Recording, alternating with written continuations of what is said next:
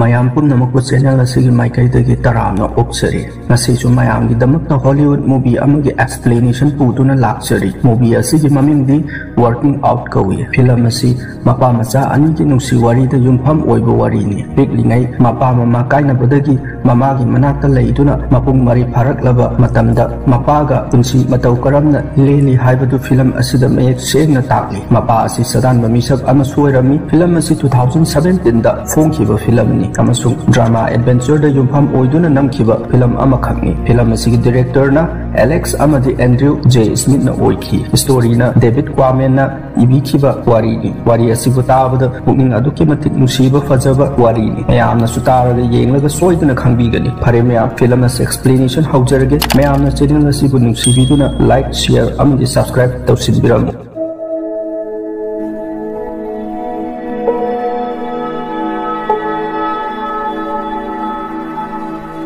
film asigi ahoba sarukta David Kauba mapung mari phabata ngairiba nupa macha ama flight ning da phamba uri mahak ase Texas sahar thadokduna Montana hairiba lam asida chalibani David magi suti matam khara phangbadagi mapagi manakta matam khara leirunaba lakpani David ki mapaga kainaraga leibani matam chuppada David sahar da mamagi manakta chaurakhi param aduna mapabu kuina uraktaba leiminaraktabana ram kharangba orakpana matam khara suti leiringai leiminarugi haina chatpani Montana airport yaurabagi tungda mapana lawba lakpa ngaiba taramki tamkuina ngairabagi tungda mapana mabu lawba lakle mapa macha thengnabada mapa macha gi nuksinabagi mari amata uba phangkhide matamkuina leiminarudrabanina inau nauna thengnaba mitop amagum loinaki apagi maming kel kaurami mapa macha gari thauduna mayumromda lakpa hauki David mafam asigi environment gi changkaya hainaba oitri kelna David pu mafam asigi chanabi amasung sadan bagi sinfam hayanba pamki mayum yorabagi tungda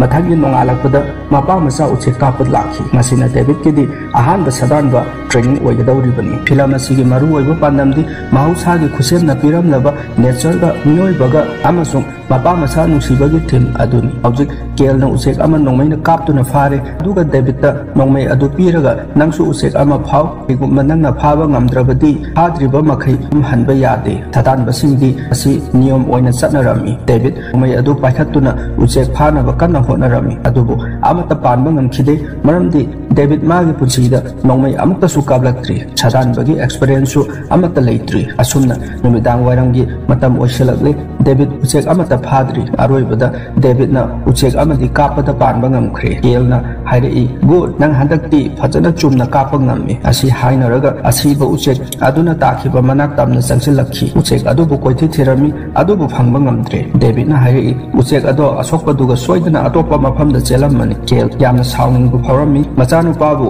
aigumna aphawba sadanba ama oide haina adugi matung kel amadi David yumda halakre matang asida wari matek ama amu yaurakli kel gina mapa David kina mapu kelna David kum oiringai mapaga matam chupada loina duna sadanba chalammi kel mapana taklamba khudingmak nani ngasi haisingba sadanba ama oiribasi masipumna maksi machanupa David tadi khanghalamdi machanupa na khangliba haibabu kel Montana da pokpani mafam sida chaurakpani chi khaktani kel machanupa da hayengdi aikhoi ani saji phaba chatkadabani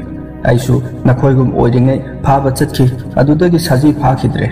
aduna hayeng chatkadawribase khara lapi chingsang pareng dani ngasi nganna potharasi hairaduna mapa macha phamungda nganna changchenduna tumna bohona khre machanu pati ahing kup ama tumdana game sanaduna lairami mapana phone munjinduna sauna tumnaba hairami asumna pathangi numitta ngata hogatuna sadan jachanabagi damak sem saba loiraduna thoraklami gari da pochai hapchilingai kelna machanupa David da nongmai ama pirami sigi nongmai che aina angang oiringai da yam nungsina sijinarambani hawjikti nangi oiro si oiradi nangsu emdu fajana chumna kapa ngamlani hairaga pirami asumna gari thauba hawraklami asum chalingai da David ki wakhalda karigumba khara phawraklami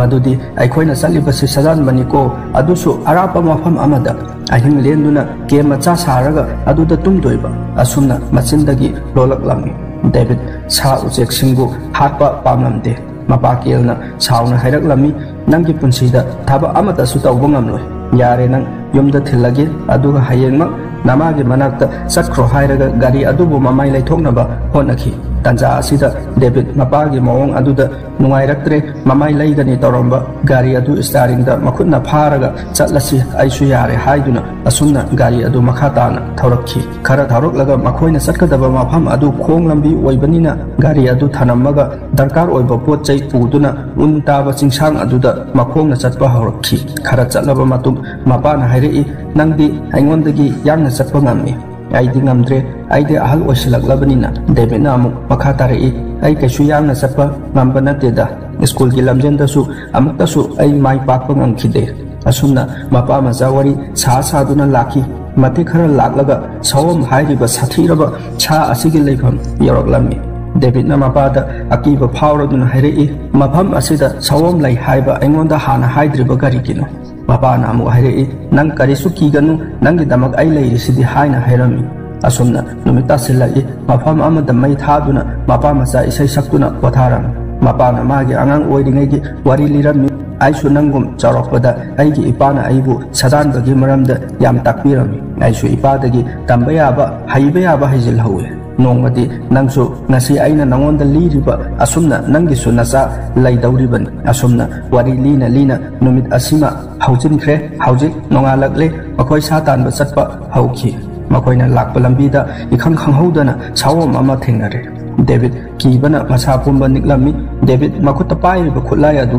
thangatuna sawomda kapnaba tawrami mapana kapanu haina thinglami aduga mafam adudagi lengdana tumina lainabasu hairami sawom adusu akoibada manam namduna atopa lambi amada chatkre hauji makoi se koi hore David na mapada hanglei sawom asina ikhoibu udaba jala mapana khumlei uramdrasu manamdadi khanglamgani makoina manatonda phawriba manamse yam yangna thuna phawba ngamni adubu magi macha thiba chatpana maram oiraga aikhoida karisu taromdaba oiramba yai asumna khumlami saji lakhamna ngaiduna leire mapana saji adu kadomdagi lakani haibasi khangi maram aduna saji lakadaba lambi aduda sem saduna leire sigi saji asi lei khanlibase mamangda kel mafam sida kayarak lakhre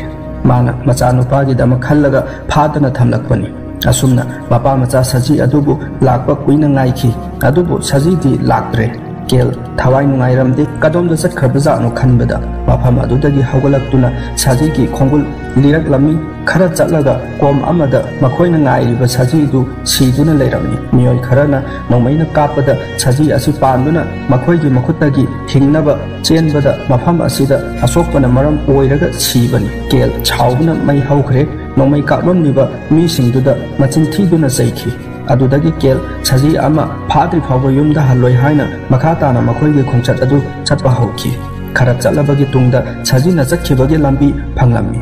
lambi adu thi duna laki wana thijarakpa saji ado haujikti phangle mapa macha chimbalda nophet toromi saji adubu kapade hena khudong chagadaba mafam ama khanduna leire kel macha nupada taklami nongmei asumna pairaga em phajana tammaga kapu haina David mapana haibu khuding loinamak illaduna em phajana tawraga kapki saji adu panba ngamkhre kel thuna yangna saji adubu sinaba nongmei amuka hallaga kapsinki asumna saji du phare sadan basingna sa pharaba matung kari tawbagi haibadu machanupada taklami sa adu yumda pugadabani achauba sa oibana pubadi ngamloi adu oiba taragadi sa adugi maru oiba patsing kaklaga pugadabani hairaduna kel makutta thang paiduna sa adubu kathatki David punsigi ahanbu oibana mapana saji kakpa adu ubada oge tawi asumna numit asi numit tasilakpanina hanagumna makhoigi leifamda laktuna ahing aduma leiba taki asumna film ama mapung phanaba honabada atopa sinkaya marom amasu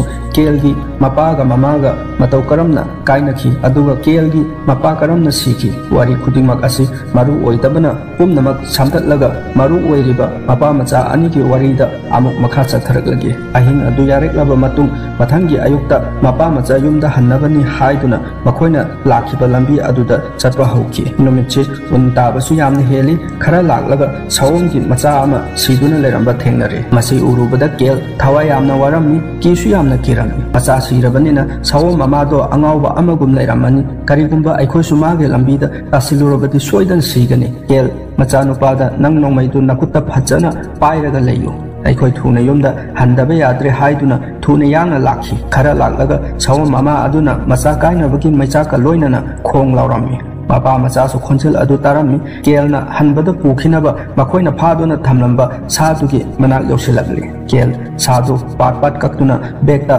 ꯍꯥꯞꯆꯤꯜꯂꯝꯃꯤ ꯃꯆꯥꯅꯨꯄꯥ ꯏꯁꯤꯡ ꯊꯛꯅꯤꯡꯕꯗꯒꯤ ꯃꯅꯥꯛ ꯅꯛꯄ ꯇꯨꯔꯦꯟ ꯑꯃ ꯂꯩ ꯑꯗꯨꯗꯒꯤ ꯊꯛꯅꯕ ꯏꯁꯤꯡ ꯁꯣꯛꯄ ꯆꯠꯂꯤ ꯏꯁꯤꯡ ꯑꯗꯨ ꯁꯣꯛꯂꯕꯒꯤ ꯃꯇꯨꯡ ꯍꯜꯂꯛꯄꯗ ꯁꯥꯋꯣꯝꯒꯤ ꯑꯅꯤꯁꯨꯕ ꯃꯆꯥ ꯑꯃꯁꯨ ꯁꯣꯛꯇꯨꯅ ꯇꯥꯗꯨꯅ ꯂꯩꯕ ꯊꯦꯡꯅꯔꯦ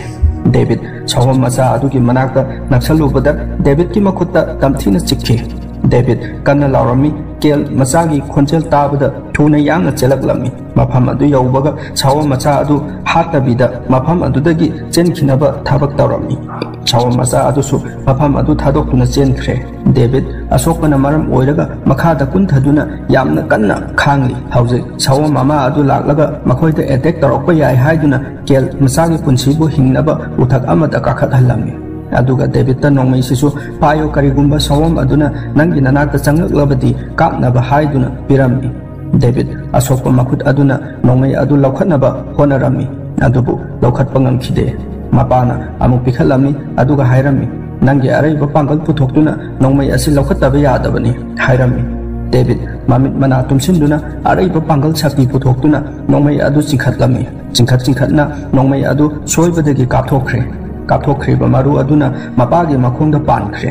ꯀꯦꯜ ꯂꯩꯃꯥꯏꯗ ꯇꯥꯔꯦ ꯇꯟꯖꯥ ꯑꯁꯤꯗ ꯁꯥꯋꯣꯝ ꯑꯃ ꯑꯗꯨꯁꯨ ꯃꯐꯝ ꯑꯗꯨꯗ ꯂꯥꯛꯂꯦ ꯀꯦꯜ ꯂꯩꯃꯥꯏꯗ ꯇꯥꯗꯨꯅ ꯂꯩꯔꯝꯕꯗꯒꯤ ꯃꯥꯒꯤ ꯑꯉꯝꯕ ꯁꯛꯇꯤ ꯄꯨꯊꯣꯛꯇꯨꯅ ꯅꯣꯡꯃꯩ ꯆꯤꯡꯁꯤꯜꯂꯒ ꯁꯥꯋꯣꯝꯗ ꯑꯦꯝ ꯇꯝꯗꯨꯅ ꯂꯩꯔꯦ ꯁꯥꯋꯣꯝ ꯃꯨꯟꯅ ꯌꯦꯡꯂꯝꯂꯒ ꯀꯔꯤꯁꯨ ꯇꯧꯔꯝꯗꯅ ꯆꯠꯈ꯭ꯔꯦ ꯑꯗꯨꯗꯒꯤ ꯗꯦꯕꯤꯠ ꯎꯊꯛꯇꯒꯤ ꯃꯄꯥꯒꯤ ꯃꯅꯥꯛꯇ ꯀꯨꯝꯊꯔꯛꯂꯦ ꯑꯗꯨꯒ ꯃꯄꯥꯒꯤ ꯃꯈꯣꯡꯗ ꯄꯥꯜꯂꯤꯕ ꯃꯔꯨ ꯑꯗු ꯂꯧꯊꯣꯛꯅꯕ ꯍꯣꯠꯅꯔꯝꯃꯤ ꯅꯣꯡꯃꯩ ꯃꯔꯨ ꯂꯧꯊꯣꯛꯄ ꯑꯔꯥꯏꯕ ꯊꯕꯛꯇꯤ ꯅꯠꯇꯕꯅꯤꯅ ꯂꯧꯊꯣꯛꯄ ꯉꯝꯗ꯭ꯔꯦ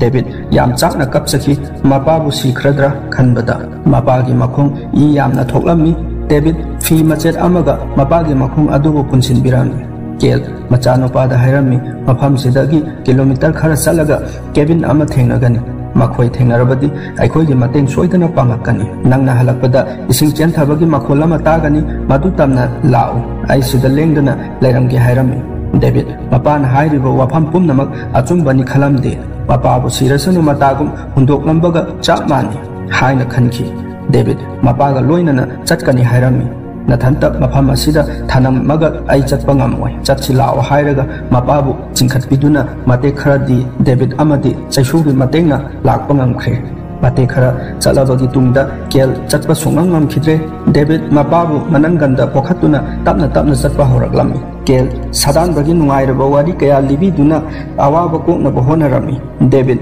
ꯃꯄꯥꯕꯨ ꯄꯣꯔꯒ ꯆꯠꯄꯗꯨꯗ ꯍꯦꯟꯅ ꯂꯨꯝꯕꯅ ꯃꯔꯝ ꯑꯣꯏꯔꯒ ꯆꯥꯛ ꯂꯥꯝꯕ ꯐꯥꯎꯔꯛꯂꯝꯃꯤ ꯆꯥꯛ ꯆꯥꯔꯒ ꯍꯦꯟꯅ ꯄꯥꯡꯒꯜ ꯄꯤꯒꯗꯧꯔꯤꯕꯅꯤ ꯑꯗꯨꯕꯨ ꯃꯈꯣꯏꯗ ꯆꯥꯅ ꯊꯛꯅꯕꯗꯤ ꯑꯃꯠꯇ ꯌꯥꯎꯔꯝꯗꯦ ꯃꯈꯣꯏꯅ ꯐꯥꯈꯤꯕ ꯁꯖꯤꯒꯤ ꯄꯥꯠ ꯈꯔꯗꯨ ꯅꯠꯇꯅ ꯎꯄꯥꯏꯗꯤ ꯂꯩꯇꯦ ꯆꯥꯗꯕꯗꯤ ꯌꯥꯗꯕꯅꯤꯅ ꯑꯍꯤꯡꯕ ꯁꯥ ꯑꯗꯨ ꯆꯥꯔꯒ ꯃꯕꯨꯛ ꯂꯥꯝꯕ ꯐꯍꯜꯂꯝꯃꯤ ꯑꯁꯨꯝꯅ ꯅꯨꯃꯤꯗꯥꯡꯒꯤ ꯃꯇꯝ ꯌꯧꯁꯤꯜꯂꯛꯂꯦ ꯂꯩꯅꯕ ꯃꯐꯝ ꯆꯥꯕ ꯑꯃ ꯌꯦꯡꯗꯨꯅ ꯂꯩꯐꯝ ꯁꯦꯝꯃꯝꯃꯤ ꯑꯗꯨꯒ ꯃꯄꯥ ꯃꯆꯥ ꯃꯩ ꯊꯥꯗꯨꯅ ꯃꯐꯝ ꯑꯗꯨꯗ ꯑꯍꯤꯡ ꯑꯗꯨ ꯂꯩꯈꯤ ꯅꯣꯡꯉꯥꯜꯂꯛꯄꯗ ꯗꯦꯕꯤꯠꯇ ꯁꯥꯋꯣꯝ ꯑꯃꯅ ꯑꯦꯇꯦꯛ ꯇꯧꯔꯝꯃꯤ ꯇꯟꯖꯥ ꯑꯗꯨꯗ ꯀꯦꯜ ꯃꯤꯀꯞ ꯈꯪꯊꯣꯛ ꯊꯣꯛꯂꯛꯏ ꯃꯥꯒꯤ ꯃꯃꯪꯗ ꯑꯣꯏꯔꯝꯃꯤ ꯀꯦꯜ ꯃꯁꯥ ꯌꯥꯝꯅ ꯁꯣꯛꯆꯤꯟꯕ ꯍꯦꯟꯖꯤꯜꯂꯝꯃꯤ ꯐꯦꯕꯔꯁꯨ ꯀꯟꯅ ꯇꯧꯔꯝꯃꯤ ꯐꯤꯕꯝ ꯑꯗꯨ ꯎꯕꯗ ꯗꯦꯕꯤꯠ ꯃꯄꯥꯕꯨ ꯆꯦꯠꯅ ꯀꯣꯟꯁꯤꯟꯗꯨꯅ ꯀꯞꯆꯔꯝꯃꯤ ꯗꯦꯕꯤꯠ ꯃꯄꯥꯕꯨ ꯄꯣꯈꯠꯇꯨꯅ ꯃꯈꯥ ꯇꯥꯅ ꯆꯠꯄ ꯍꯧꯈꯤ ꯃꯄꯥꯅ ꯂꯝꯕꯤ ꯇꯥꯛꯇꯨꯅ ꯆꯠꯄꯗ ꯅꯨꯃꯤꯠ ꯅꯤꯅꯤ ꯍꯧꯖꯤꯟꯈ꯭ꯔꯦ ꯀꯦꯜꯅ ꯆꯥꯅ ꯊꯛꯅꯕꯁꯨ ꯌꯥꯎꯁꯤꯜꯂꯛꯇ꯭ꯔꯕꯅꯤꯅ ꯃꯆꯥꯅꯨꯄꯥꯗ ꯎꯆꯦꯛ ꯐꯥꯅꯕ ꯍꯥꯏꯔꯝꯃꯤ ꯅꯠꯇ꯭ꯔꯕꯗꯤ ꯅꯪꯁꯨ ꯆꯥꯗꯕꯅ ꯃꯔꯝ ꯑꯣꯏꯔꯒ ꯑꯩꯒ ꯄꯨꯟꯅ ꯁꯤꯃꯤꯟꯅꯔꯅꯤ ꯍꯥꯏꯔꯝꯃꯤ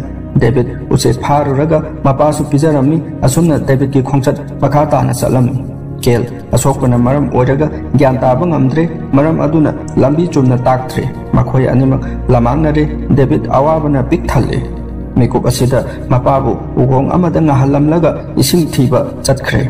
ꯀꯦꯜ ꯎꯈꯣꯡꯗꯨꯗ ꯂꯩꯔꯤꯉꯩ ꯁꯖꯤ ꯑꯃ ꯂꯥꯛꯇꯨꯅ ꯃꯃꯥꯏꯗ ꯃꯅꯝ ꯅꯝꯕꯤꯔꯝꯃꯤ ꯑꯗꯨꯒ ꯆꯠꯈ꯭ꯔꯦ ꯀꯦꯜ ꯃꯄꯥꯕꯨ ꯅꯤꯡꯁꯤꯡꯂꯛꯏ ꯃꯄꯥꯒ ꯄꯨꯟꯁꯤ ꯂꯦꯟꯃꯤꯟꯅꯈꯤꯕꯗꯨ ꯃꯃꯤꯠꯇ ꯈꯛ ꯎꯔꯛꯏ ꯗꯦꯕꯤꯠ ꯎꯆꯦꯛ ꯐꯥꯔꯒ ꯃꯄꯥꯗ ꯏꯟꯕꯤꯔꯝꯃꯤ ꯑꯗꯨꯒ ꯅꯨꯃꯤꯠ ꯅꯤꯅꯤ ꯑꯃꯁꯨ ꯍꯧꯖꯤꯟꯈ꯭ꯔꯦ ꯎꯟꯁꯨ ꯌꯥꯝ ꯀꯟꯅ ꯇꯥꯔꯤ ꯗꯦꯕꯤꯠ ꯃꯄꯥꯕꯨ ꯄꯣꯔꯒ ꯃꯈꯥ ꯇꯥꯅ ꯆꯠꯄ ꯍꯧꯈꯤ ꯈꯔ ꯆꯠꯂꯕꯒꯤ ꯇꯨꯡꯗ ꯌꯨꯝ ꯑꯃ ꯂꯩꯕ ꯊꯦꯡꯅꯔꯦ ꯗꯦꯕꯤꯠ ꯌꯨꯝ ꯑꯗꯨꯗ ꯆꯪꯁꯤꯜꯂꯒ ꯊꯣꯡ ꯊꯤꯜꯂꯝꯃꯤ ꯑꯩꯈꯣꯏꯕꯨ ꯑꯃꯨꯛꯇ ꯀꯟꯕꯤꯌꯨ ꯃꯇꯦꯡ ꯄꯥꯡꯕꯤꯌꯨ ꯍꯥꯏꯅ ꯂꯥꯎꯔꯝꯃꯤ ꯌꯨꯝ ꯑꯗꯨꯗ ꯂꯩꯔꯝꯕ ꯅꯨꯄꯤ ꯑꯃ ꯊꯣꯛꯂꯛꯇꯨꯅ ꯊꯣꯡ ꯍꯥꯡꯂꯝꯃꯤ ꯗꯦꯕꯤꯠ ꯃꯇꯦꯡ ꯄꯥꯡꯕꯤꯅꯕ ꯋꯥꯔꯤ ꯄꯨꯝꯅꯃꯛ ꯂꯤꯔꯝꯃꯤ asumna imung aduda changsin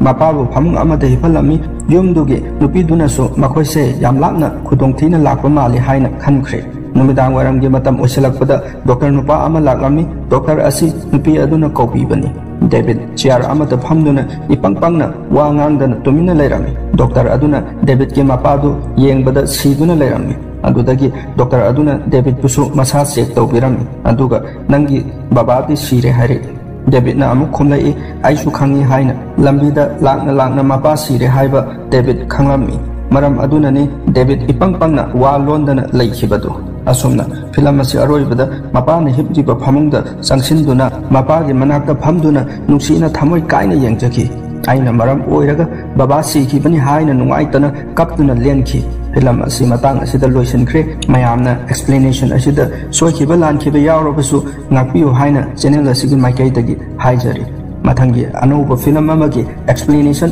purakri phawa mayam waraswana ngaibiramu thank you all